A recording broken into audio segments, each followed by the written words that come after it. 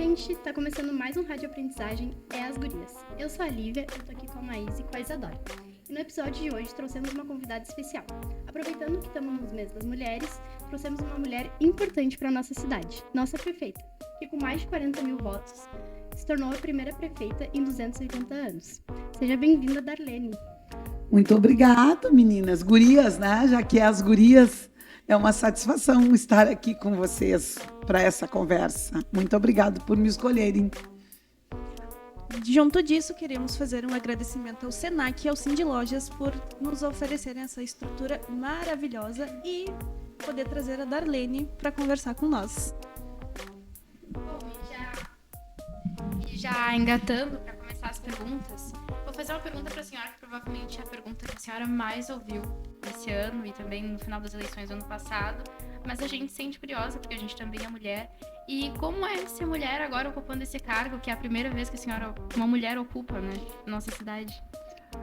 É um grande desafio, né? Vocês, assim como é para vocês hoje estar aqui, né? Para mim também foi um grande desafio assumir que eu seria a candidata primeiro, né? Foi o primeiro desafio. Vou ou não vou, né? Então é essa decisão. E assumir o posto de primeira prefeita. E tu falavas nisso, né? Uma cidade com 288 anos. Então, isso aumenta mais ainda a nossa responsabilidade, né? Mas mais do que a primeira, meninas, eu quero ser fonte inspiradora para vocês. E vocês que estão representando tantas outras mulheres jovens, né? Saber que a gente pode sim e deve ocupar esse espaço. É mais difícil para nós. Certamente, as cobranças são maiores, as exigências, os olhares são maiores. Mas é muito importante a gente estar nesse espaço. A gente sabe que a política, né, é um ambiente mais machista, né? Conservador, né? E tu enfrenta alguma dificuldade por ser mulher? E como tu lida com essas dificuldades, né? Quando tu fala do ambiente machista, como isso se explicita assim, ó. Eu vou começar pela primeira coisa. Tu entra nas salas, nós somos sempre minoria, né? Às vezes é uma, duas, tu encontra mais uma para conversar, para te aproximar, né? Mas a grande maioria são os homens que estão ocupando esse espaço de poder, né? E com isso eles colocam o olhar deles, né? A forma de ver, que já é cultural, né? Quando a gente fala do machismo estrutural, muitas vezes não é tomado atitudes explícitas por machismo, né? Mas já é natural isso. Às vezes até a necessidade de te proteger porque tu é mulher. A gente não precisa de proteção também, né? A gente é bem alto o suficiente para se proteger. Exatamente, né? Então, a diferença na forma, às vezes na linguagem, né? Nas expressões, são coisas, eu estou dando aqui para vocês alguns exemplos, meninas, que são de coisas simples, que pode nem parecer nada, né? Mas a gente sabe que por trás tem essa questão, Não, né? e vem muito aquela coisa também de que apenas homens têm que estar no poder, né? Uma mulher nunca pode estar no poder. Se tá ao lado, nunca na frente. Eu já não vejo assim. Mulheres são empoderadas sim para estar na frente e poder comandar, como a senhora comandar uma cidade. Uhum. Não é brincadeira, não. A gente tá falando de liderar uma cidade. Muitas e muitas pessoas. De quase 200 mil habitantes, né? 198 mil habitantes. É, gente. E tu tens toda a razão. E que bom que tu pensas assim, porque eu não pensava assim por muito tempo. E olha que eu sempre trabalhei em assessoria, trabalhei no serviço público, trabalhei na gestão pública, mas sempre achava que o meu lugar era o lugar da assessoria, era o lugar da contribuição. Não. Eu sei fazer uma boa assessoria, eu posso dar o suporte, não quero assumir a chefia, não quero. Sempre tive essa dificuldade. Muitas vezes, certamente, por formação, né?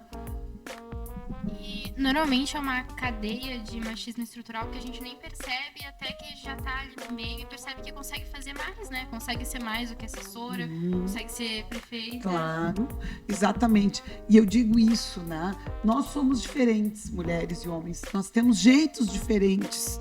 Isso não significa que os homens não sejam sensíveis, não jamais. tenham um olhar. Não é isso.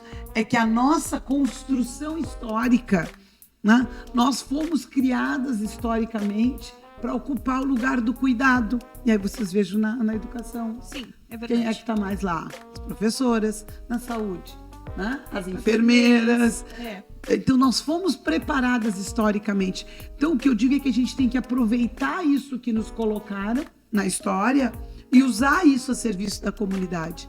Então, quando eu falo do cuidado, né, às vezes as pessoas pensam assim, além de assistente social, só fala de cuidado. Pensa uma política assistencialista. Não, quando a gente fala em cuidado, o cuidado é uma coisa muito mais ampla, né? É pensar a cidade. Agora, pensar a cidade com as pessoas e para as pessoas. Essa é a diferença, né? Quando tu pensa em cuidar, a cidade ela tem um significado, esse cuidado. E envolve tudo. Isso pode parecer muito pouco, mas é muito. E aí é só o olhar feminino que enxergo muito, às vezes, no que parece pouco, né? Porque tem muita coisa aí. Tem emprego, tem desenvolvimento, tem infraestrutura, tem educação, tem saúde, tem assistência. Isso tudo é cuidado. E acho que é isso que falta, né? O olhar da mulher dentro da política, né? É verdade. Porque só a mulher tem aquele cuidado, aquele carinho. Então acho que a senhora vai revolucionar muita coisa ainda na nossa cidade. E também inspirar outras meninas que têm a vontade, que às vezes só vão em direção, como dizer, professoras. E ver que não é só esse eixo que as mulheres podem ficar, sabe? Então vamos lá. Como a senhora, com essas tantas adversidades que a gente tem, porque querendo ou não, tem adversidades, a senhora lida com isso? São muitas, né? Eu tenho lidado, eu digo, a gente pode ser sensível, mas é muito corajosa e atrevida. As mulheres são, né? Quando tomam a decisão de ser. Somos teimosas. Somos teimosas e acreditamos que a gente pode fazer e insistimos quando a gente coloca no que a alguma gente coisa na cabeça, vai fazer. Mas antes de falar dessas adversidades, eu quero dizer assim que um dos melhores momentos que eu passei na segunda-feira, na vinda do presidente Lula, foi quando a gente foi ao encontro do Lula com os trabalhadores. E quando eu vi a quantidade de mulheres trabalhando no Polo Naval, foi assim... Inclusive, já combinei de outros encontros com elas. E ontem o presidente me disse que 25% da força de trabalho que ele tem hoje ali no estaleiro são mulheres. Então, é um outro lugar diferente que a gente ocupa, né? E que não é colocado para nós. Principalmente o polo naval, né? Porque é um trabalho braçal e a gente tem muito essa estrutura que de trabalho braçal é para homem. E tem muitas mulheres lá que trabalham Exatamente. bem bruto, assim, né? Assim como isso, né? Uma cidade que tem muitos problemas. Será que as mulheres vão conseguir resolver os problemas? Nós vamos conseguir. Porque a gente sabe dialogar, respeita e escuta o outro. Eu acho que isso é uma coisa muito importante para quem quer e vai ser gestor, né? Aprender a escutar o outro, aprender a opinião, porque por ser prefeita eu não sou obrigada a entender de tudo, né? A saber de tudo. Né? Eu não sei a solução da ponte da Ilha dos Marinheiros, por exemplo, que está em obra lá. Estou dando um exemplo de um problema sério da nossa cidade. Mas eu sei perguntar, cobrar de quem sabe, articular com outras pessoas para que tenham a melhor solução. E isso é da humildade de quem acredita que não sabe tudo. Quando tu te abre para buscar o conhecimento do outro. E um bom gestor, ele tem que estar aberto para buscar o conhecimento do outro. Até porque antes de ser prefeita, a senhora é mulher, provavelmente mãe. Né? Exatamente. Então, a gente não tem o direito de saber tudo. E a empatia, né? Entender que nem todo mundo sabe de tudo. Exatamente. E que os saberes se complementam. Exato. Né? A importância é a curiosidade. Como é que a gente enfrenta a diversidade, né? Querendo buscar solução. Essa teimosia que vocês falaram, né? Não, nós vamos resolver isso. Isso precisa ser resolvido. Como? Vamos chamar quem sabe, né? E cobrar de quem sabe a melhor solução e a solução mais rápida e mais ágil para aquele problema, né? E outra coisa, olhar o todo, né? Enxergar a cidade como um todo. Tem um problema aqui, daqui a pouco esse problema que está sendo vivido aqui, ele também está sendo vivido lá no interior. Né? Como é que a gente, às vezes, com uma solução, tu resolve tantos problemas? E essa questão da busca... Nós temos uma coisa, ontem eu conversava com o presidente do Tribunal de Contas lá do Estado, dizendo isso, ele é uma pessoa super agilizada, assim, né? Fazia várias coisas, e eu dizendo que eu tinha me identificado com ele, porque esse é um perfil meio feminino, né? De responder uma coisa, já está fazendo outra, e já está vendo a outra lá, e marcando agenda para outro dia. Né? Então, essa capacidade que nós, mulheres, temos desse olhar mais amplo, né? De poder pensar várias coisas ao mesmo tempo, isso ajuda e muito na gestão, né? Porque tu fica mais ligada no todo. Né? É isso, o pessoal brinca às vezes que eu estou ligada na 220. Não é que às vezes, né, gurias, o tamanho da responsabilidade naturalmente nos liga assim. Né? Não dá para dormir descansada quando tu sabe que tem muito problema para resolver. Né? E tu tem que pensar a solução, não adianta também só te desesperar. Isso é. E puxando agora para um lado mais da política, a gente sabe que atualmente o Brasil ele tem uma polarização política bem grande e a gente tem também nas nossas cidades. E como a senhora pretende lidar com isso agora? Ontem eu conversava com uma vereadora, ela já foi vereadora de Porto Alegre, hoje ela trabalha no governo do prefeito Melo. Conversávamos sobre essa polarização, o quanto essa polarização... Não que a gente não tenha que discutir política, não que a gente não tenha que fazer a divergência e defender as nossas bandeiras, é isso mesmo, fazer política é isso, né? Buscar a melhor forma de construir o bem comum. Mas para isso nós não precisamos ficar inimigos das pessoas, nós não precisamos ficar nesse jogo da destruição, do acusar pelo acusar, da fake news. Isso não constrói nada, eu não acredito nisso de forma alguma. Então eu pretendo trabalhar no diálogo, na construção coletiva, respeitando os diferentes de mim. Nem todo mundo é obrigado a querer o mesmo projeto de sociedade que eu quero. Eu quero porque eu acredito que é o melhor. E eu vou fazer de tudo para convencer as pessoas que é o melhor. Mas eu respeito o outro e, às vezes, eu tenho alguma coisa que não é tão boa e que o outro tem uma outra solução. E não é porque ele é do outro partido que eu não vou aproveitar a solução e não vou encaminhar junto. Né? Então, eu acredito que nós precisamos, e eu acho que esse é um exemplo que a gente tem que dar, porque essa polarização que tu falou, ela desgastou a política, ela desqualifica a política. Vou dar um exemplo para vocês de fake news. Essa semana que aconteceu aqui com a gente, né? Todo mundo preparado para a vinda do presidente Lula, foi difícil trazer, né? Ele, uma pessoa cheio sempre, com muita agenda, com muita coisa. Na semana veio toda a equipe dele para preparar. No domingo de manhã entra uma fake news, uma gravação de alguém que seria de Brasília, né, se dizendo do gabinete do presidente, avisando o jornalista que não precisava vir para Rio Grande porque o presidente tinha cancelado a viagem. Isso causou, né, no grupo dos jornalistas e em todos nós um susto, inclusive eu que sabia, estava reunida, tinha saído de uma reunião com a equipe da presidência domingo de manhã e aí tinha acabado só para complicar a vida, assim, né? Coisas que não têm sentido. Discute, coloca a tua opinião, discorda. É assim que a gente constrói a democracia, né? Muitas vezes no diálogo tu constrói um consenso com a vontade da oposição também incluída. Não tem a necessidade dessa guerra, né? Isso só nos destrói. E pior que não é aqui, né? A gente está falando daqui, se fosse só daqui, mas isso tá no mundo, assim. Então é muito triste, assim, eu acho que cabe a vocês, e que bom que vocês fizeram essa pergunta, cabe a vocês que são mais jovens, né, buscar construir um modelo diferente. Aí eu vejo que a gente está buscando muito isso, de não ter essa polarização, de entender que o governo é um só, e que nem a senhora falou, realmente instigar e perguntar, como é que é? Fugiu a palavra. Investigar se é verdade, se é real. E procurar, também né? Perguntar. A opinião do outro.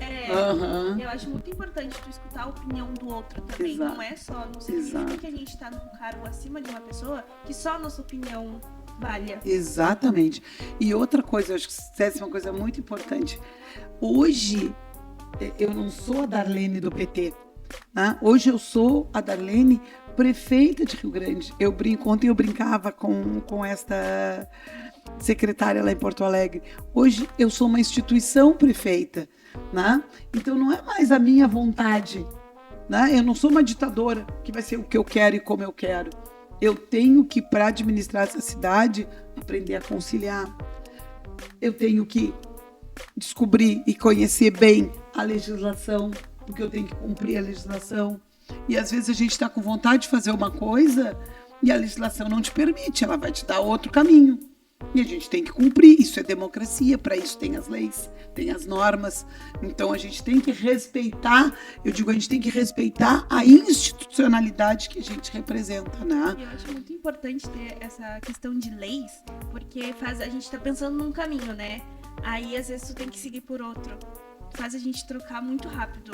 E mulher eu gosto muito de falar de mulher porque mas mulher é uma coisinha que pensa mais rápido para trocar esse caminho. Somos ótimas nisso. A gente vê uma pedra assim, porque a gente já sabe. A gente vive o dia a dia, o cotidiano. Tendo que ter essas alternativas, né? Tendo que resolver os probleminhas e tendo que, não deu assim, vamos fazer assim. E é muito rápido, né? A gente pensa, a gente não fica lá pensando.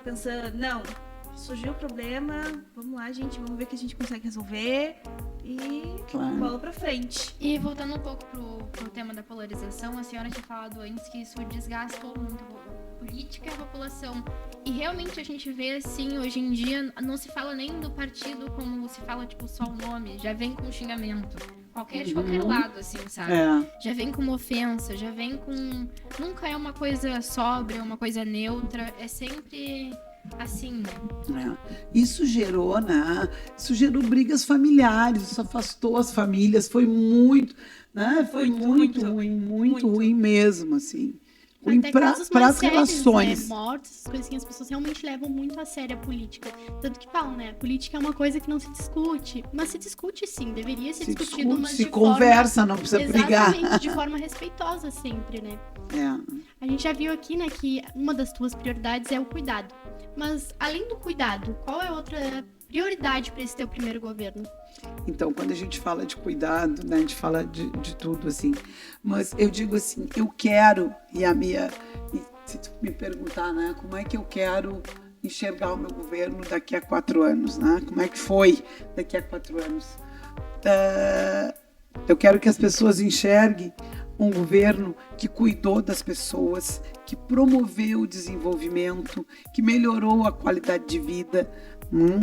O Lula costuma dizer, né, que as pessoas tenham comida na mesa, que as crianças tenham educação, saúde, espaço de lazer para as famílias. Mas eu sei que para tudo isso, e aí vamos entrar nas prioridades, para tudo isso a gente precisa ter recurso.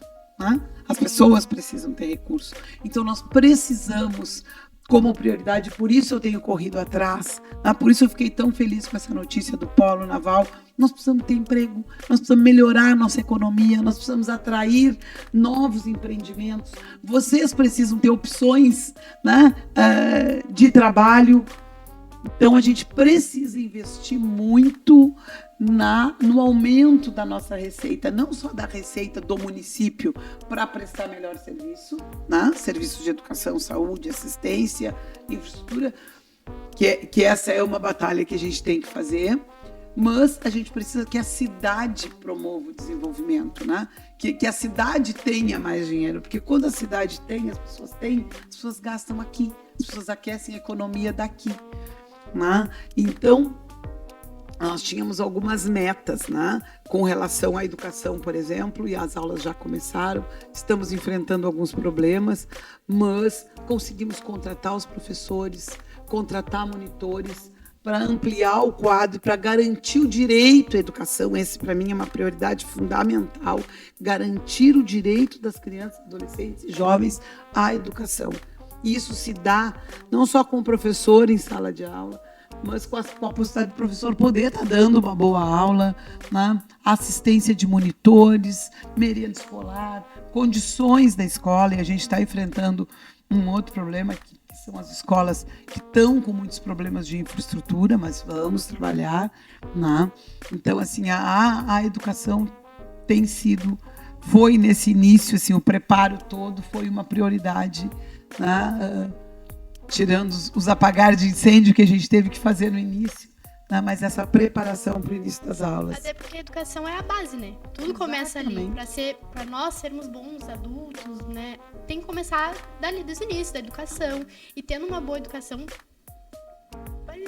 só progresso. Só progresso, exatamente. É o início, na verdade, ele é o início, meio, fim, né? Porque quando tu tá no desespero, e a gente passou por isso, a sociedade passou por isso no Covid, passou por isso agora na enchente, aonde é que tu vai buscar o socorro?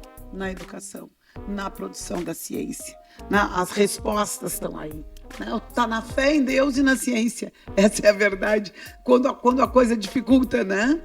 Então, a ciência e a educação, elas precisam ser respeitadas. E não adianta tu pensar num lugar só. Tem que começar, como tu disseste, do início. Tem que ter, essas crianças têm que saírem bem alfabetizadas. Da segunda série, não vou dizer nem da terceira, que é o que manda a norma, né? Mas tem que sair bem alfabetizadas, conseguindo ler. Quando a gente fala alfabetizada, é ler, é interpretar, né? É ter um trabalho que essa criança aprenda a interpretar o mundo, interpretar as coisas, a entender as coisas. Então tem que ter esse olhar pedagógico, né? Que vai além do ensinar a ler, escrever e fazer conta, né? No tempo do meu avô era assim, né? Aprendeu a ler e fazer conta, não precisava mais estudar, né? A educação, hoje em dia, a gente sabe que forma um cidadão, né? A pessoa, ela aprende a ser uma pessoa em convívio em sociedade, a ser um cidadão na escola, né? E a gente aprende história, sociologia, coisas que são importantes para, por exemplo, ter essa conversa que a gente está tendo agora. A gente jamais saberia que a educação é importante se a gente não tivesse tido acesso a isso, sabe? A saber que no passado a educação faltou e poderia ter resultado em uma coisa melhor. Nesse assunto ainda, questão educação, como é que fica essa questão do novo ensino médio? Eu já estou formada no meu ensino médio, então eu não acompanhei, mas eu fiquei sabendo que tiraram algumas matérias. A gente queria saber como é que se realmente vai voltar as matérias ou se vai continuar esse novo ensino médio. Isso depende do Estado, né? Porque quem controla como é que está organizada no país as responsabilidades com a educação. Os municípios, eles são responsáveis pela educação básica, fundamental, que vai até o 9º ano. O Estado é responsável pelo ensino médio.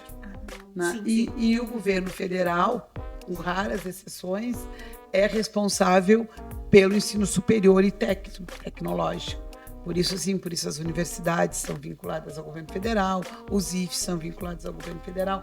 Tem algumas universidades estaduais, em alguns estados, aqui no Rio Grande do Sul a gente tem a UERJ, né? E às vezes tem alguns municípios que têm ensino médio, mas é raro, assim, né? A responsabilidade para legislar sobre o ensino médio, ela é do Estado. Tá bem. E claro que passa por legislação federal também, mas a proposta, essas coisas vêm do Estado. Mas eu acho, aí, opinião pessoal, que a gente precisa se modernizar, precisa adaptar a educação aos novos desafios.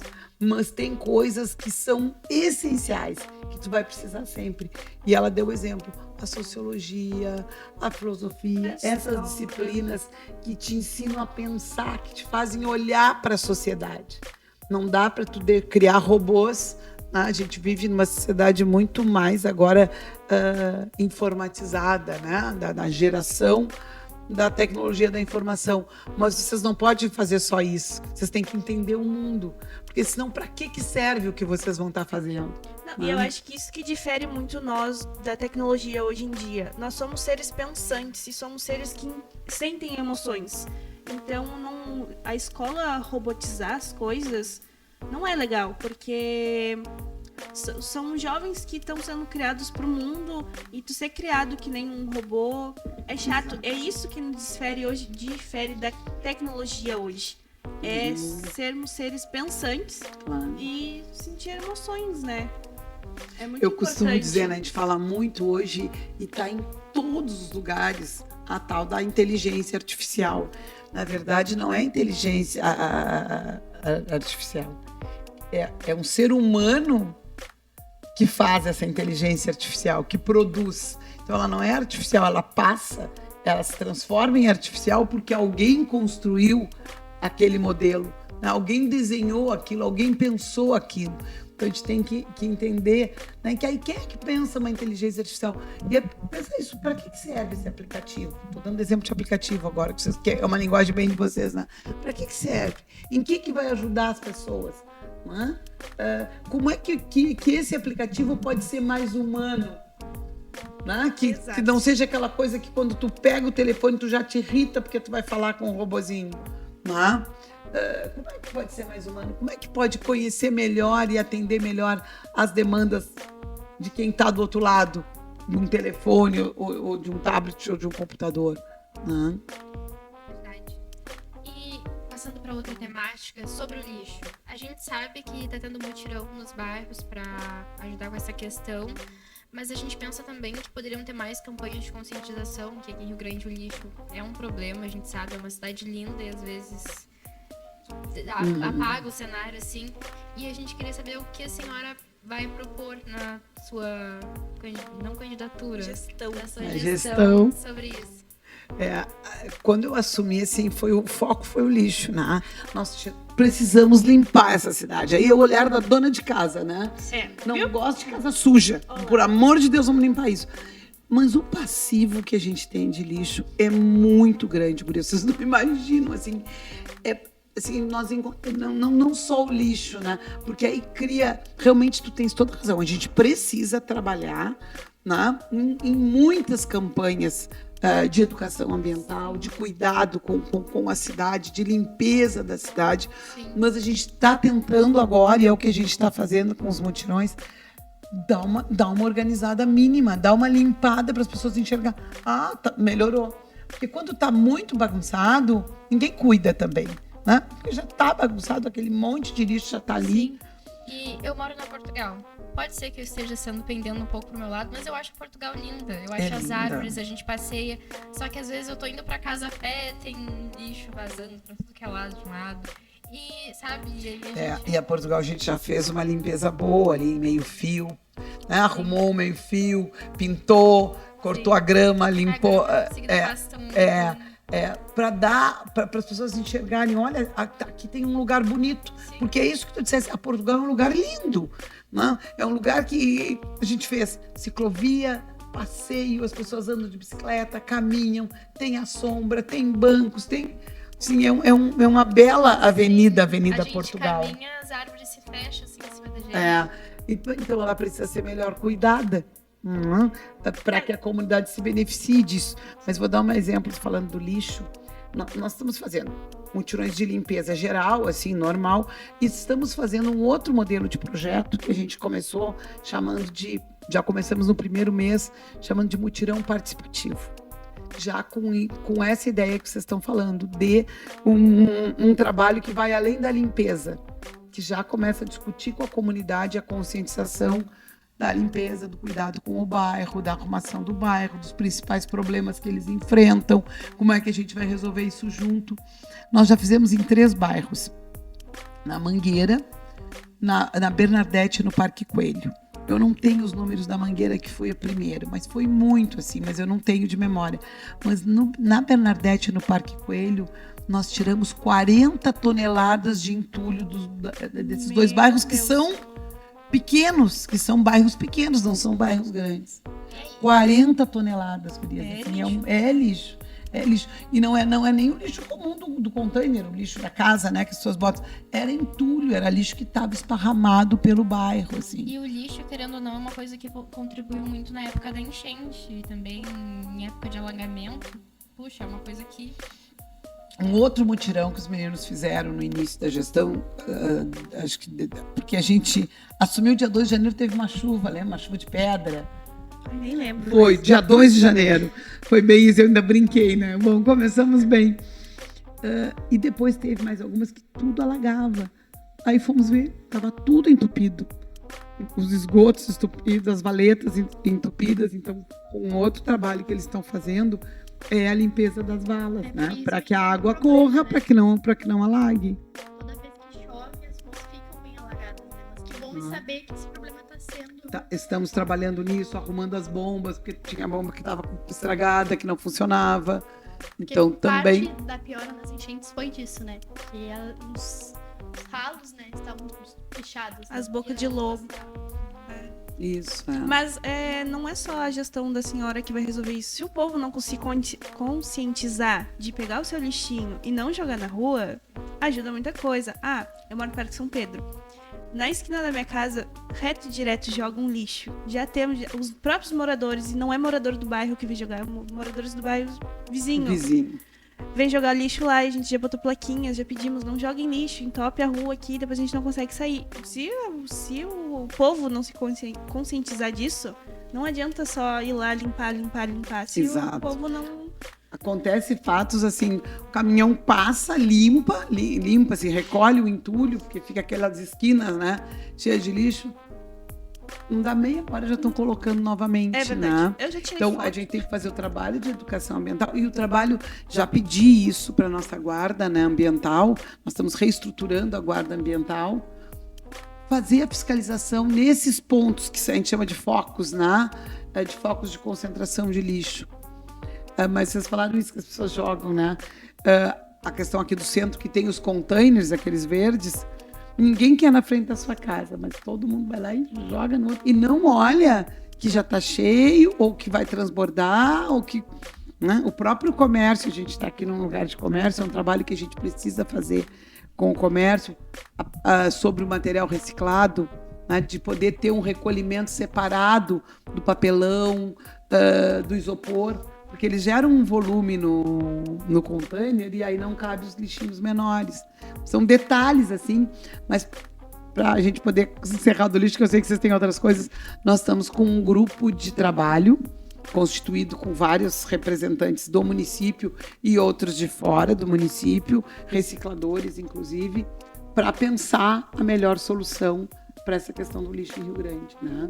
Falando naquilo que o conhecimento ele está em muitas pessoas, não só numa pessoa, né? Então, para eu poder tomar uma decisão, e preciso tomar uma decisão importante sobre a questão do lixo, eu quero um estudo mais aprofundado, né? Eu quero ouvir a ciência também e o conhecimento. A gente já viu que a senhora falou sobre a infraestrutura das escolas que já estão trabalhando e as dos postos de saúde. Tem a questão, na esquina da minha casa, vamos fazer a nova UPA do Parque São Pedro. E aí a gente sabe que a UPA fica no Parque Marinha. Como é que vai ficar isso? Ali no teu é um posto de saúde da estratégia de saúde da família.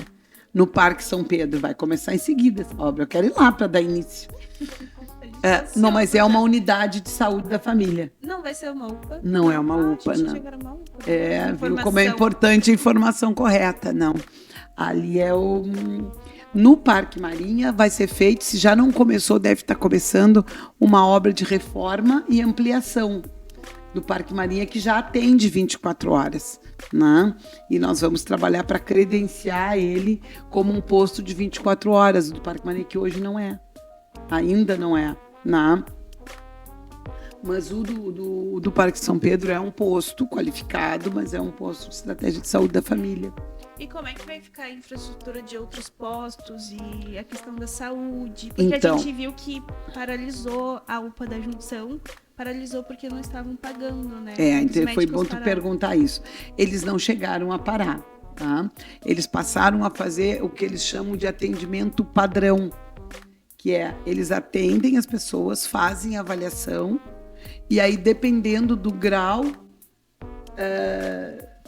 da urgência, né? Você vai de quando as pessoas usam as fitinhas. Então, quem é fitinha azul e verde, que não é considerado urgência ou emergência, eles estão encaminhando para o posto de saúde. Né? Mas os demais, eles estão atendendo. E é bom para esclarecer as pessoas, né? Esse problema do não pagamento, ele não tem a ver com o município. O município está pagando a empresa é que não está repassando. Então, nós já notificamos a empresa Já colocamos exigências para eles, senão nós vamos ter que romper esse contrato. A gente não queria romper agora, porque é um contrato que falta pouco para terminar. Nós já estamos trabalhando numa outra licitação, né? Mas por isso que a prefeitura está fiscalizando o trabalho ali na UPA, para evitar que a gente tenha problemas maiores, né? Mas é importante esclarecer a comunidade que o município está em dia, o município está cumprindo com a sua obrigação, mas já estava ano passado e continuou cumprindo com a sua obrigação. Então, nós temos que cobrar. Hoje eu estou indo para uma reunião que ainda de tarde vou conversar sobre essas questões da saúde do nosso município, que realmente vou colocar alguns problemas, né?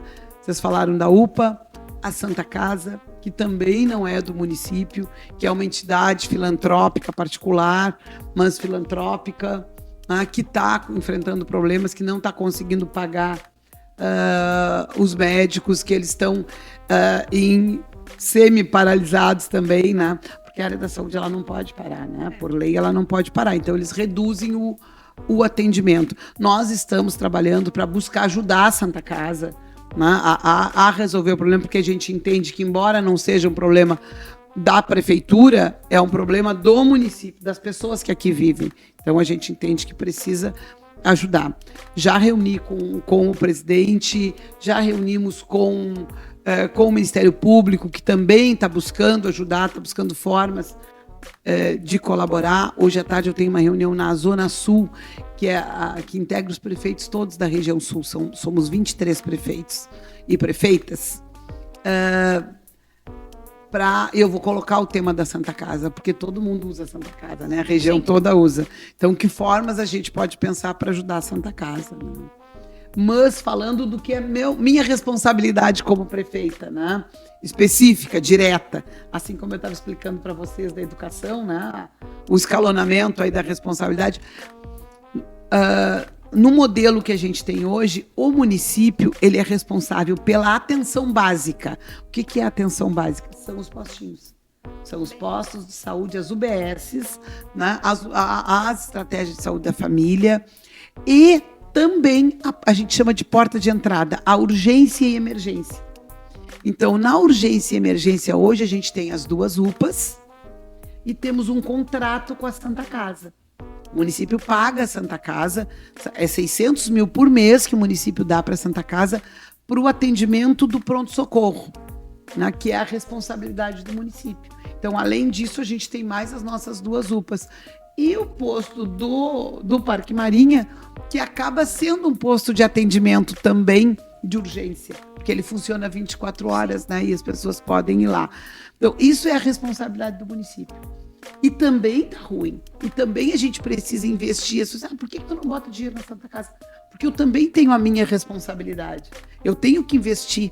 E tu sabes, quanto tempo é essa luta do posto lá do Parque São Pedro? Faz pouco tempo que eu moro lá, mas pelo que... É muito tempo. O pessoal ali do bairro fala que é muito tempo, porque o nosso postinho, a nossa UBS mesmo, assim, ó, tá precária. Exatamente, está bem precária. Eu sei disso, acompanhei na gestão do Alexandre.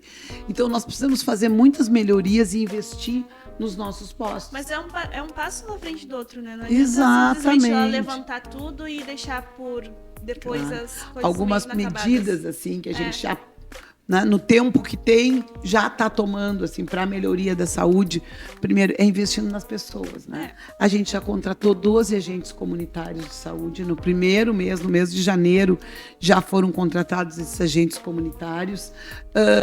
Nós estamos trabalhando em algumas pequenas reformas para dar o mínimo de condições de trabalho em alguns postos, acelerando as obras que tem por vir na área da saúde. Estamos cadastrando, abriu segunda-feira o novo PAC, o PAC Seleções do Governo Federal, que financia ações para todas as áreas, mas a área da saúde, cadastrando para construção de novos postos de saúde. Então tem previsão.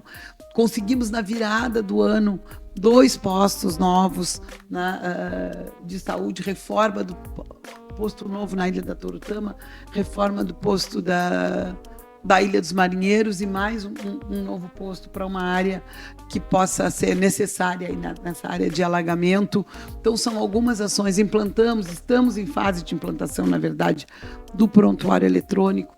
Já recebemos 3 vezes equipes do Ministério da Saúde para qualificar as nossas equipes, né? 2 ambulâncias que devem estar chegando, já chegaram, eu acho, estão em fase de emplacamento e seguro, e que a gente deve estar entregando para a comunidade, que era uma demanda muito grande também, uma de SAMU, né, e uma outra ambulância que eles chamam de média, né? Se não entregar amanhã, nós vamos entregar semana que vem para a comunidade essas ambulâncias. Eu tenho mais uma pergunta sobre o nosso transporte público.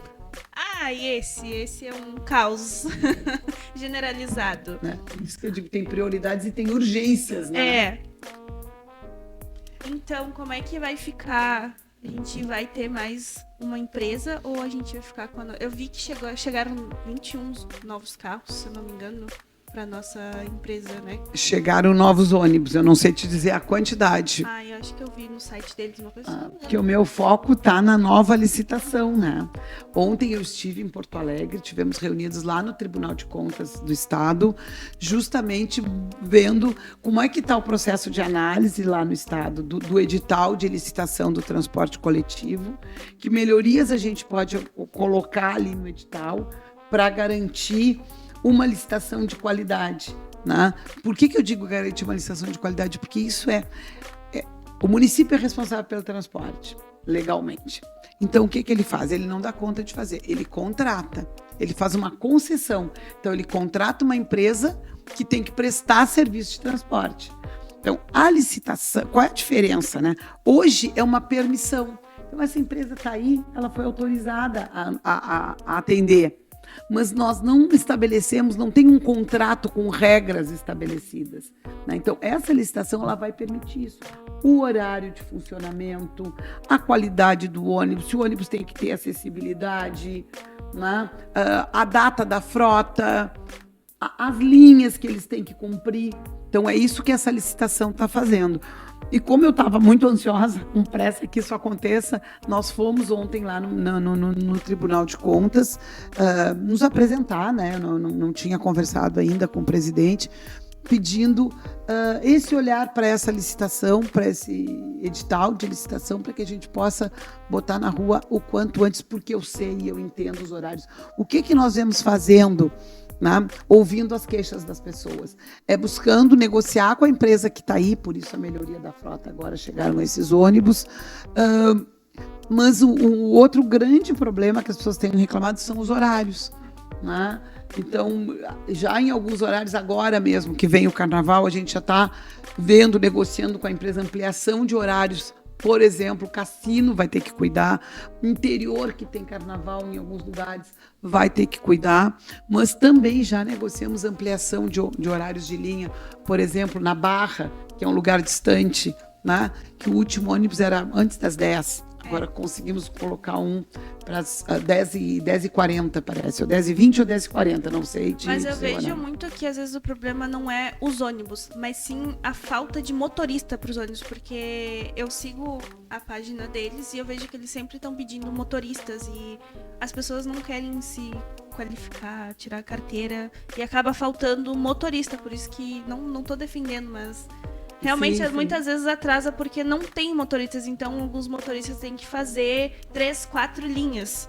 Então pode acontecer, então acaba me contando uma coisa que eu não sabia. Então acaba ocorrendo atrasos, né? Então Uhum. alguns motoristas fazem várias linhas ao mesmo tempo não, mas algumas linhas são distantes, alguns vão para Quinta e quando chega na praça faz um cassino. Não dá tempo.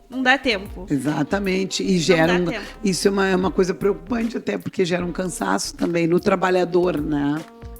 Então, não são robôs, os ônibus não se dirigem, são seres humanos que estão ali. Então, não é defender, realmente tá ruim, dá para melhorar. Tem como melhorar. Tem que melhorar. E esse alerta que tu estás dando, eu vou ver como é que isso está colocado na licitação, né? Se tem quantidade de trabalhadores que tem que ter um mínimo, né? Um mínimo de ônibus com motoristas. E vou até pedir para darem uma olhada nisso também. Então, não é é defender, mas é entender que tem um trabalhador ali, que as pessoas muitas vezes têm que se dobrar em 20 para conseguir suprir todos. E que está cansado, e que está pelo excesso de trabalho, né? Bom, Darlene, embora a gente saiba que a segurança pública é dever e responsabilidade do Estado, eu acredito que a Prefeitura tenha uma estratégia para melhorar a segurança e reduzir a criminalidade. Tu falou agora do Carnaval, e eu acredito que muita gente está receosa de ir pro Carnaval, porque a gente vem vendo nos próprios ensaios do Carnaval muita criminalidade. Então, qual... O que a senhora tem a nos dizer sobre isso, sabe? Tá no meu Instagram ainda, uma reunião foi feita, ó. A gente vem monitorando, tá? E trabalhando integrado com a Brigada Militar, né? Com a Polícia Civil, né? Com forças de inteligência policial, para garantir a segurança nos eventos, né? No geral da cidade, mas principalmente nos eventos, né? Como foi na Iemanjá, que foi um evento grande no cassino, mas a gente sabe que o Carnaval ele extrapola tudo. Então, a gente vem tendo várias reuniões, né, pontuais com a Brigada Militar, com a Polícia Civil, e ontem à tarde foi feita uma grande reunião onde se estabeleceu um planejamento ali de atenção e cuidado com o cassino, garantia de segurança, né, de cuidado na segurança, envolvendo a nossa Guarda Municipal, os nossos agentes de trânsito, a Brigada Militar, a Polícia Civil, né, para que a gente possa oferecer melhores condições de segurança, né? Agora, essa questão da criminalidade, ela vai muito além disso. Né? E eu sei que o Estado está preocupado com isso e está cuidando disso também, né? Porque tem situações de crime, que é o que tem acontecido aqui nesse início de ano, que é a execução, né? E que tem a ver com esse crime maior do tráfico, né? Das facções. Então, é aí que tem que atuar. E aí, claro, o município não tem força para atuar nisso, mas se coloca à disposição para colaborar, né, no que for preciso. E aí fazer o nosso dever de casa. E é isso que eu tenho já feito, e nós já começamos as aulas com a Rondeia implantada. A Rondeia é um projeto que é a Ronda Comunitária Escolar. Então, nós estamos trabalhando integrados com a Brigada Militar para o cuidado com a entrada e saída das escolas. É um projeto, né? Eu saio daqui, vou conversar sobre outro projeto também, né, que gera, porque a gente sabe que tem etapas, né, do cuidado com a segurança. E uma delas é a prevenção. E nesse município pode e deve atuar na prevenção da criminalidade, né, no cuidado com os adolescentes, na oferta de oportunidades como essa que vocês estão tendo, né? Porque a concorrência, meninas, a concorrência com o tráfico, ela é grande, assim. É desumano a gente pensar o que é feito com crianças e adolescentes, né? Que são comprados por um tênis, comprados por uma camiseta de marca, né? Muitas vezes pela comida da casa. Inclusive no Senac nós tivemos uma aula com o nosso professor André Vinícius e a gente comentou sobre como tem essa dificuldade de um jovem ou ir trabalhar ou ir para o tráfico, onde é um dinheiro muito mais fácil e muito mais rápido. Muitas vezes por troca de comida. A gente conversa muito sobre isso lá no Senac, porque nós somos jovens e a gente tem essa oportunidade bem legal de estar aqui, né? Mas nem todo mundo tem as mesmas oportunidades que nós. Por isso que a educação vem sendo uma prioridade, né? Para todos os assuntos, para a saúde, ali pro lixo, tem tudo da educação, né? A educação é a base de tudo, né? Porque por se isso a gente pensa... vai ter menos criminalidade, né? Claro. Por isso a gente pensa na educação em tempo integral, em projetos sociais dentro das escolas no turno inverso, porque aí tu garante que essa criança fique lá, que tenha merenda, que tenha... Porque é isso, muitas vezes é para comprar comida. E muitas vezes as crianças, a principal refeição que fazem é dentro da escola. Então, a escola, além de ser o lugar do ensinar a ler, escrever e fazer conta, né, ela tem que ser o lugar do acolhimento. Muitas das escolas são a principal referência para a comunidade, entendeu? Não tem outro. Às vezes nem posto de saúde tem. Então, ou é o posto de saúde ou é a escola, que são esse socorro. E nós precisamos trabalhar integrado. Saúde, assistência, educação, para atender as comunidades, né? Realmente realmente tu pontuou aí a saúde. Eu mesmo já trabalhei em posto de saúde e sei como... Eu trabalhei numa área que é mais carente e sei como é importante. Às vezes as pessoas iam pra lá só pra conversar, sabe? É bom ter essa rede de apoio. Tem psicóloga nos postos de saúde e isso é importantíssimo pra essas áreas que as pessoas não têm um celular, às vezes, pra pesquisar o que tá sentindo, o que tá pensando, sabe? Então, é bom se cuidado com a sociedade, né? E puxando para outra temática agora, a gente sabe que Rio Grande é uma cidade turística, a gente tem vários pontos, é uma cidade muito bonita, como eu tinha falado antes na outra pergunta. E como a senhora pretende lidar com esse turismo? Porque a gente sabe que mesmo sendo uma cidade linda, nós moradores que sabemos disso, muitas cidades da volta pensam, Rio Grande é uma cidade velha, não tem ponto, tu chegar lá não tem o que fazer. E como é que a senhora pretende vender esse turismo?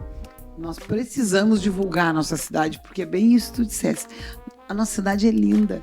Nós temos, eu tenho dito sempre onde eu vou, nós temos todas as opções, né? Tu quer praia de mar, tu tem. Tu quer praia de lagoa, tu tem. Né? Tu quer navegar, tu navega. Tu quer andar de vagoneta, tu vai andar de vagoneta. Né? Tu não quiser fazer nada, quiser ficar na sombra, tu pode escolher qual a sombra que tu quer, da cidade ou do cassino. Né? Ainda mais que a nossa cidade é a capital das águas, eu acho, né? A gente Exatamente. E aí tu tem o ambiente, né? Tu tens os parques, tu tem a reserva do Taim. Se tu pensa na questão ambiental, né? Tu tem a reserva do Taim, tu tem os parques. Esse final de semana a gente fez uma atividade do aniversário da cidade no Parque Urbano do Bolacha. Estamos criando um novo parque no Cassino. Fiz o decreto das Caturritas, isso, o Parque das Caturritas, que é uma outra área verde. Se tu pensa no turismo cultural, histórico, olha a quantidade de museus que Rio Grande tem, né? Os prédios históricos. Então, nós precisamos investir nisso. E investir também na qualificação dos serviços. Né? Serviços de hotelaria, de restaurante, de atendimento. E aí o Senac ele é muito importante nisso, na qualificação das pessoas. Né? E já vai sair agora um curso, me parece que de garçom, e que já estava com as vagas todas, segundo a Maria Ângela, já estava com as vagas todas lotadas. Né? Agora eu fiquei pensando, tem que sair de motorista de ônibus também. E só de andar pro Rio Grande, eu acho que já é uma experiência histórica. Eu acho que na nossa rua do nosso escritório tem umas três casas, assim, com fachada histórica. Todo lugar que a gente anda tem estátua. Então, assim, é uma experiência. É uma linda experiência. Eu vou reclamar um pouquinho do povo rio-grandino. O povo rio-grandino, ele é um pouquinho chato com isso, né? A gente tem uma cidade linda, é só parar o olho e ver. É que a gente às vezes está tão cotidiano que a gente não vê. A gente já está tão acostumado a ir nos lugares que a gente não percebe. Realmente, nossa cidade está um cadinho apagada, assim. Mas se tu parar o olho assim, dá pra ver que é uma cidade muito bonita. E que se tu conhecer um pouquinho da história, tu percebe que é muito legal parar os olhos assim e ver que tudo dentro de Rio Grande é história, tudo é conservado, algumas coisas ainda são conservadas. Sim. E apesar de estar descuidado, né? A gente ainda tem isso, não foi nada demolido, as casas ainda estão de pé, não é que nem ali em Pelotas que muita coisa ainda foi tirada. Foi tirada. Mas eles conseguiram, né, com o monumento, arrumar o centro histórico ali, que deram um destaque para aquilo. Então nós precisamos arrumar recurso para melhorar o nosso centro histórico. Vai sair uma obra no Calçadão, a gente já está ajustando, está trabalhando o projeto junto com a Corsã de revitalização do Calçadão.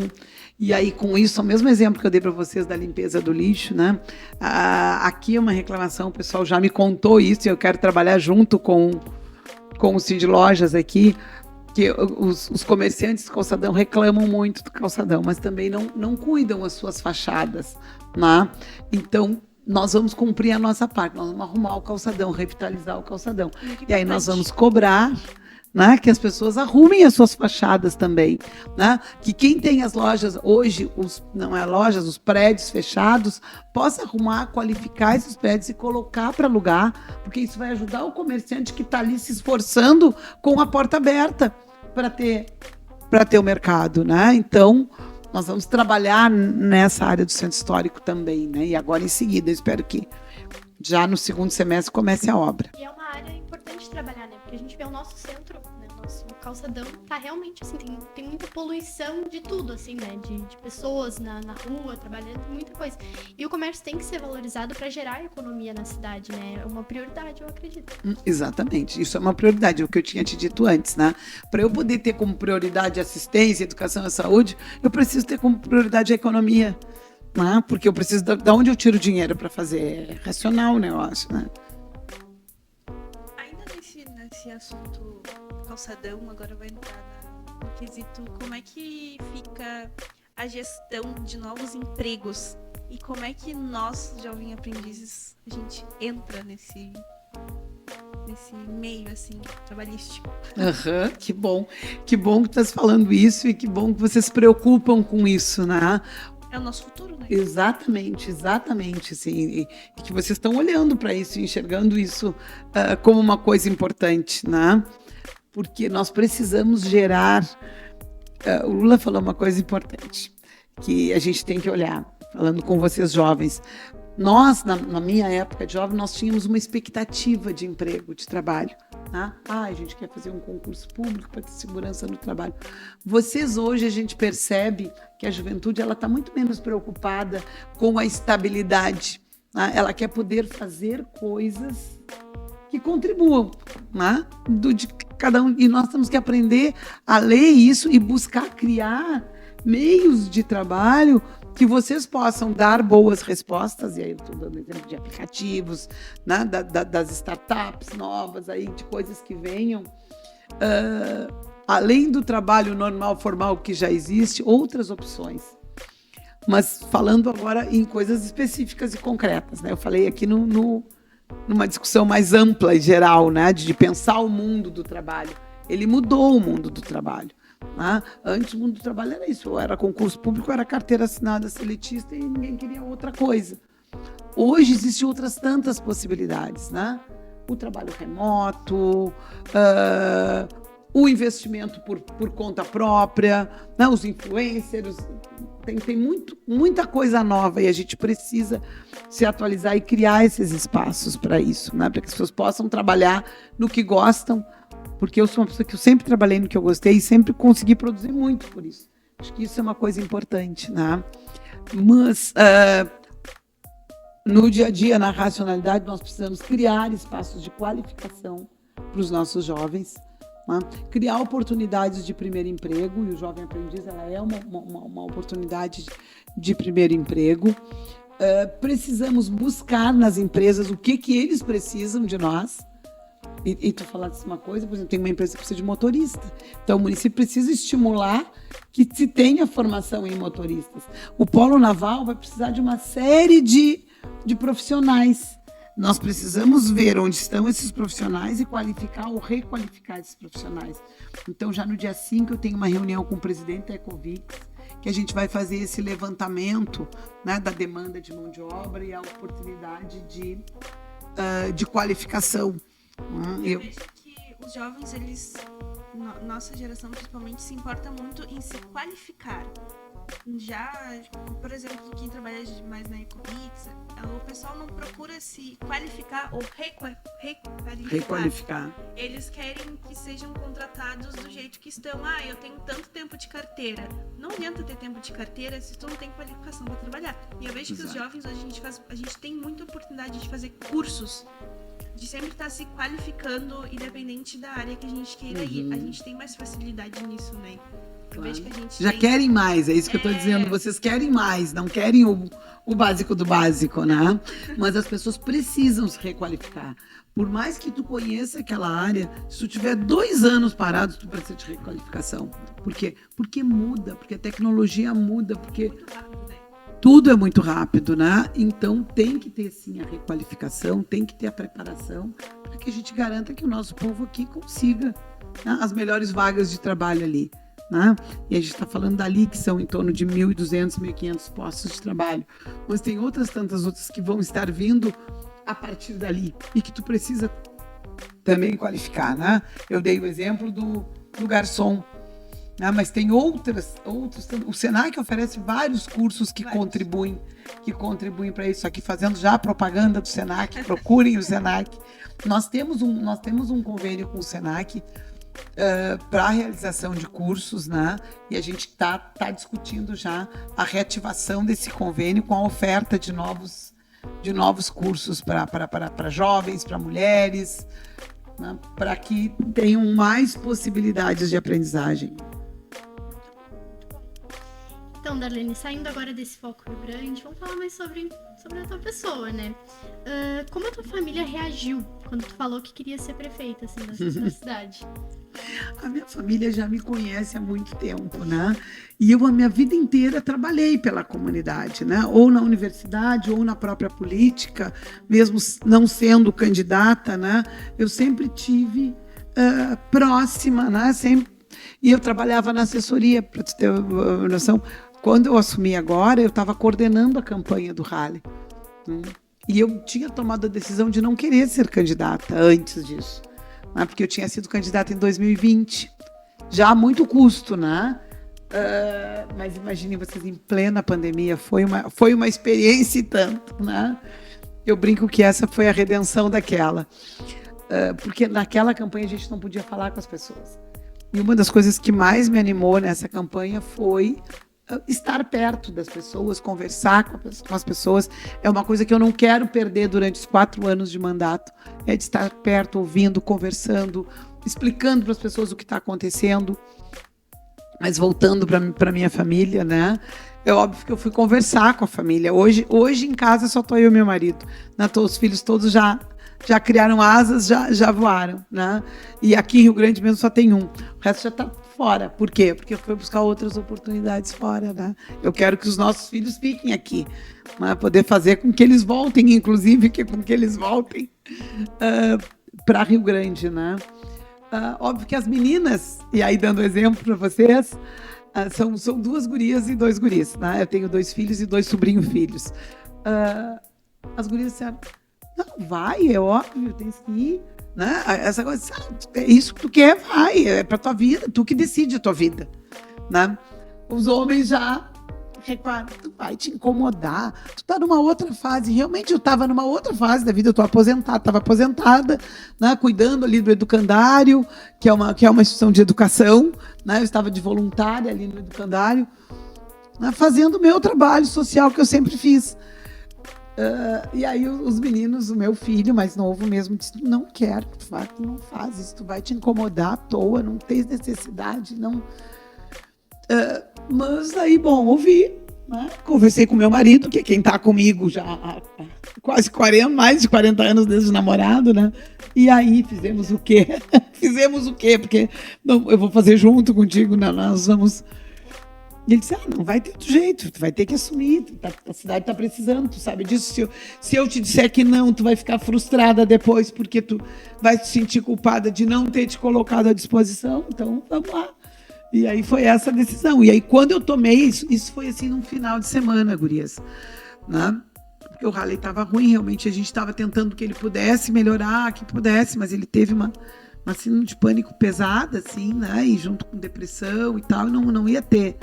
Qualquer pressão pioraria a situação, né? E aí foi isso. E aí já fui cortar cabelo, já fui começar as coisas. E aí, pé na rua. E eu disse isso. Eu vou, vocês cuidem do que eu estava cuidando. Porque eu estava cuidando do quê? Que as mulheres gostam de fazer. Da retaguarda, né? Da organização, do planejamento, do plano de governo. Alguém cuida disso porque eu vou para a rua. Se eu sou candidata, eu quero as pessoas, eu quero conversar com o povo. Inclusive, nessa época da eleição, rolou fake news assim, solto. Todo, né? Jeito. Na época que souberam que o Harley não ia concorrer, foi... E foi um peso, porque eu entrei com uma responsabilidade, né? Porque ele estava emocionalmente muito ruim de não conseguir estar. Ele sabia que tinha sido uma decisão coletiva de ser ele, né? Então, tipo... Se eu perdesse a eleição, para ele ia ser muito pior, no sentido da dor de, pô, se fosse eu, poderia ter ganho. Então, fica sempre essa coisa, né? Então, foi assim, foi de um jeito tão leve, gurias, que eu não sentia assim, não... Eu fui pra rua, fui conversar e eu não estava preocupada, né, bom, se eu vou ganhar ou não. Eu quero apresentar, fazer o que eu não fiz em 2020, né, mostrar quem eu sou, o que eu quero, porque eu sabia o que eu queria, né? Eu montei um plano de governo, eu coordenei a montagem do plano de governo, eu sabia o que a gente queria como projeto, que não é de uma pessoa, né? E a gente fala isso, não é de uma pessoa, é de um coletivo, é um projeto de cidade que a gente constrói, né? Então, eu estava apropriada disso. Então, para mim, foi mais tranquilo. O mais difícil é isso, enfrentar as fake news, as mentiras, as barbaridades que falavam contra mim, né? A tapa-furo, a Tampax do Halley. Por que isso? Porque não me reconheciam como capacidade, como mulher capaz de... Ou, o Alexandre, isso foi muito. E aí vem a questão do machismo, né? O Alexandre que vai mandar nela. É porque as pessoas não me conhecem, né? Porque vou mandar nela, porque ela é fantoche deles. Olha, eu tenho uma história de vida, me respeita, por favor, né? E uma outra coisa, assim, que também é uma coisa para a gente observar, vocês como mulheres, durante os debates na campanha, não vinham perguntas sobre mulheres. Quem tinha que provocar a pergunta da política para as mulheres era eu. Por que eles não perguntavam? Porque eles não lembravam de nós nisso. Nós não fizemos parte né? Então, são alguns exemplos sutis, né? Que não é machismo. Como é que tu vai pensar uma cidade, não vai pensar quem é a maioria da população hoje? São as mulheres. Né? Então, como é que tu não pensa nisso? Sim. E voltando para a tua vida, assim, um todo, nessa tua jornada, porque teve uma carreira de trabalho grande até aqui, qual foi o momento mais emocionante que tu sentiu, assim, sabe? Foram tantos, mas hoje, em conclusão de carreira, né, foi estar aqui hoje como prefeita, né? Isso custou me cair a ficha, assim, do tamanho disso, né? E eu que está dizendo, é resultado da minha carreira, né? É resultado da minha trajetória de vida. Foi a minha trajetória de vida que me trouxe até aqui. Não foi a vontade, tipo, eu quero ser prefeita. Eu nunca tive isso, assim, como desejo. Eu quero ser prefeita. Não, eu quero ajudar a minha cidade. E eu achava que ajudava de muitas formas. E alguém me disse, não, tu precisa ter a caneta na mão tu vai conseguir ajudar mais. É um exemplo que é uma expressão usada por homens. Né? Tu tem que ter a caneta na mão, tu tem que bater na mesa, e eu quero poder trabalhar pela minha cidade, né? Então, estar aquele dia agora, a gente teve quero falar, o aniversário da cidade agora, dia 19, né? A gente fez ali na rua, sempre é feito, é histórico isso, né? Uma cidade de 288 anos, a gente fez o evento de aniversário ali na frente, na praça, na frente da estátua ali, do monumento do Silva Paz. E a gente presenteia as pessoas, né? Oferece uma comenda, que chama Comenda da Ordem de Silva Paz. Por quê? Porque Silva Paz foi o fundador, né? Ele foi o desbravador aqui da cidade. Ele fundou Rio Grande. Né? Mas do lado dele, eu não me lembro se eu falei isso no meu discurso, eu estava emocionada, eu não lembro mais, mas do lado tem a estátua, prestem atenção, tem a estátua dele aqui e do lado tem muitas pessoas e tem muito sofrimento ali. Né? Isso representa que ele não estava sozinho. Ele só fez o que fez porque ele fez com um grupo de pessoas. Ele liderou, sim, né? Mas muitas pessoas sofreram. Né? E ali está a escravidão representada, está a dor do sofrimento dos migrantes. Tem muita coisa. Quando eu olhei para aquilo ali, eu me dei conta, tá? Que agora é a minha vez. Tá? É a minha vez de liderar. É a minha vez de cuidar dessa cidade. Em 288 anos, nunca teve uma mulher. Tá? Então, vem um peso e uma emoção ao mesmo tempo, né? Ela tá aqui, não tem como tirá-la de mim. Tá? De ser essa força que tá lá, que vem de muitos outros que vieram antes de mim e que tem que inspirar muitas outras que virão depois de mim. Né? Eu sou só a primeira, eu quero muitas outras depois de mim. Então, isso é a grande força. E a minha conexão com as mulheres nessa campanha foi especial. Assim, mulheres e crianças foi especial. Assim. Então, eu tenho um compromisso, né? Eu digo que é geracional com as crianças, de poder deixar um futuro para essa geração e com as mulheres, né? E pra gente é importantíssimo, porque esse nós, no cargo que a gente ocupa hoje de jovem aprendiz, a gente já sente na pele às vezes. Chega um homem, prefere falar com os homens, acontece sempre. Se a gente sentir isso na pele, tendo 18, 17, 20 anos, imagina o que tu sentiu na tua carreira esse tempo todo, tendo uma carreira grande e estando bem mais acima do que a gente, por exemplo, tá agora. E pra gente é importantíssimo porque é um papel que a gente sabe que um dia a gente pode ocupar. Porque antes era tipo, prefeito só teve homem até agora. Não vai mudar do nada. E tem agora, sabe? Em 2020 eu ouvia isso assim. Tu é boa, mas tu é mulher, não vão votar em ti. Foi mesmo, não votar. Né? Então, mais uma dica, gurias. Eu nunca fiquei chorando o leite derramado, nesse sentido, assim, né? Ai, não vou, porque são machistas, porque não dão espaço, porque me trataram mal, porque não me deram bola, porque não me ouviram, né? Eu sempre meio que desliguei disso e fui, né? Porque eu acho que é isso, a gente tem que mostrar o nosso espaço. O nosso espaço, a gente tem que cavar o nosso espaço, mostrar o nosso potencial e se fazer ouvida. Se às vezes tu tem que levantar a voz, tu vai levantar a voz. Né? E eu digo isso para eles, eu não quero gritar igual a vocês, porque eu não preciso gritar igual a vocês, né? Porque os homens, normalmente, quando aquece a discussão, eles... São um griteiro já. Né? Fala mais alto. Isso, mas nós precisamos buscar na construção, no diálogo, na integração. Mas a gente não pode desistir, não pode ficar achando que porque eles acham que a gente não tem a condição que a gente não vai ter. Sim. Vão em frente sempre, meninas, todas as mulheres aí. As que estão ouvindo do outro lado também. E conta pra nós, quem foi a tua inspiração pra tu chegar até onde chegou? Até se tornar prefeita de uma cidade. Nossa, foram muitas mulheres. Muitas mulheres da minha vida, assim, que passaram, né? E eu digo, a inspiração política, a professora Marlova, que já faleceu, ela era daqui, professora do Bibiano. Foi a primeira mulher candidata na cidade do Rio Grande, em 85. E ela era do PT também, né? E era uma mulher. Então, ela é sempre uma referência na minha vida, assim, como alguém daqui, né? Que eu vivi com ela, que acompanhei.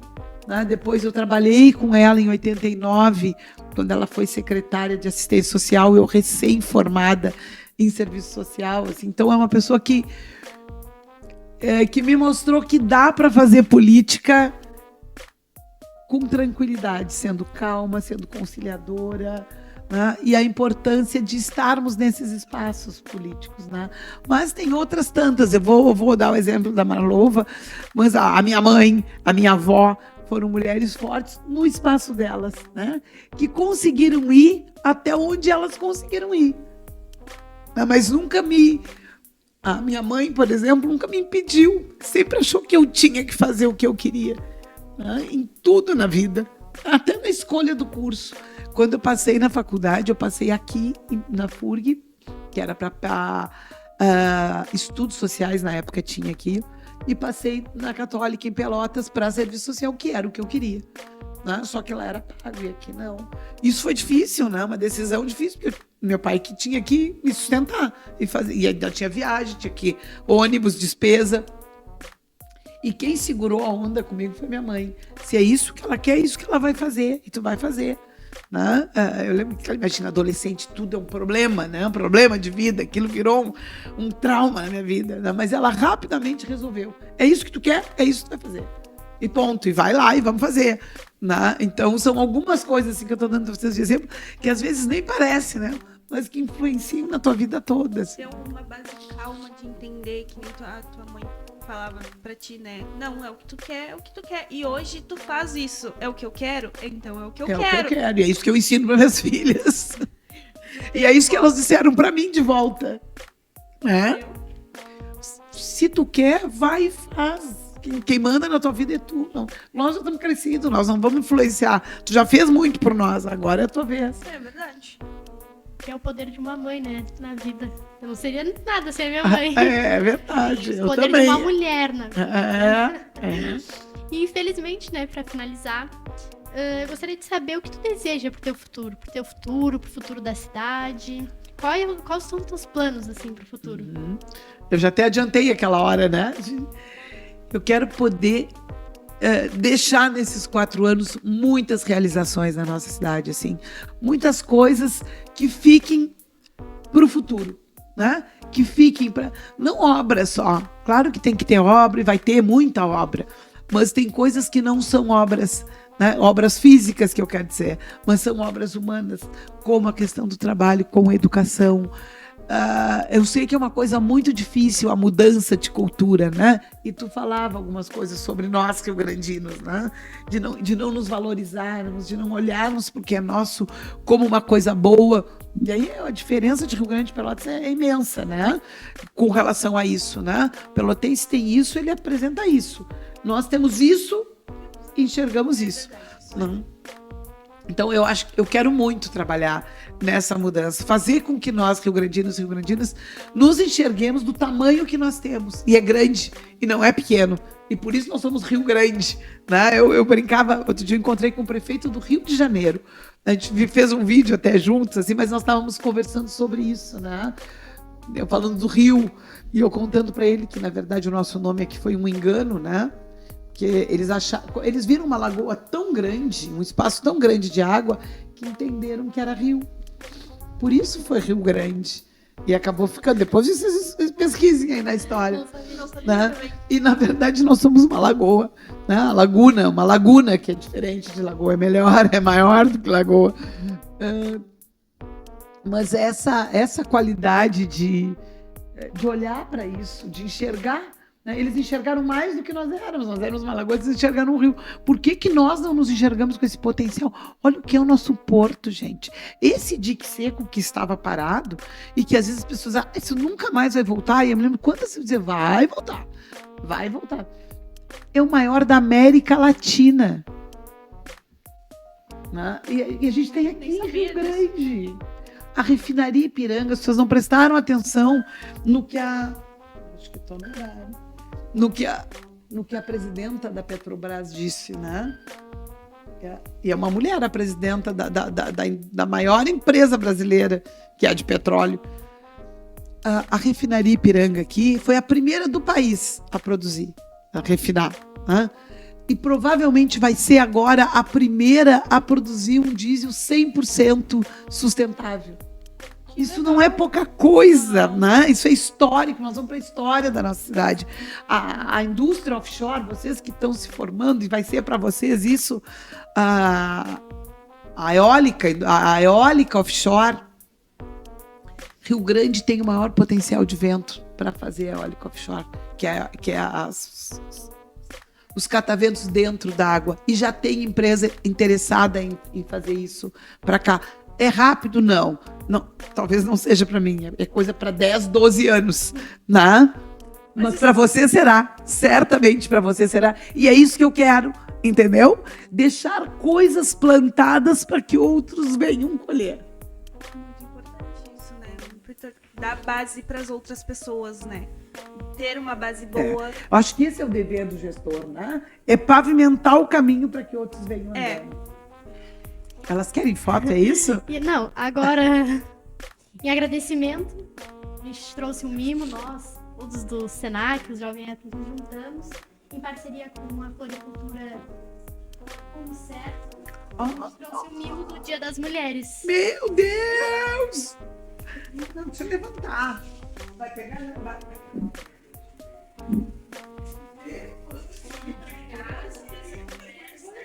Dividir com vocês. É toda a cidade. Obrigada.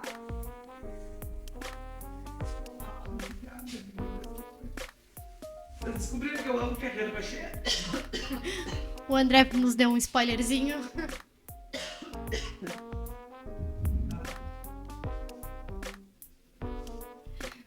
E é isso, muito obrigada por ter aceitado participar desse podcast, por ter ficado, tu que é uma mulher importante, tem tanta coisa para fazer, ter ficado horas conversando, nos dando conhecimento, nos incentivando, né? Porque essa conversa foi um incentivo de ver que nós mulheres temos muito pra fazer ainda, muito pra alcançar, muito pra chegar, sabe? E ocupar cargos que muitas vezes a gente acha inimagináveis. A É gente verdade. pode ocupar eles. É verdade, isso mesmo. Não tem limite. Não. O sonho não tem limite, né? A gente que vai dando limite à medida que recua dele. Né? E agora a gente já pode colocar no currículo. Fizemos um podcast com a gaita Darlene Ferreira. E vocês me deram muito gás, podem ter certeza, assim, de ver que tem essa gurizada aí com essa energia boa, com essa capacidade que vocês tiveram. Quero sempre ser entrevistada por pessoas assim. Muito obrigado, parabéns, meninas. Sei que vocês representam o todo ali, mas estão todos muito bem representados por vocês as três, viu? Obrigada. É as gurias. As gurias.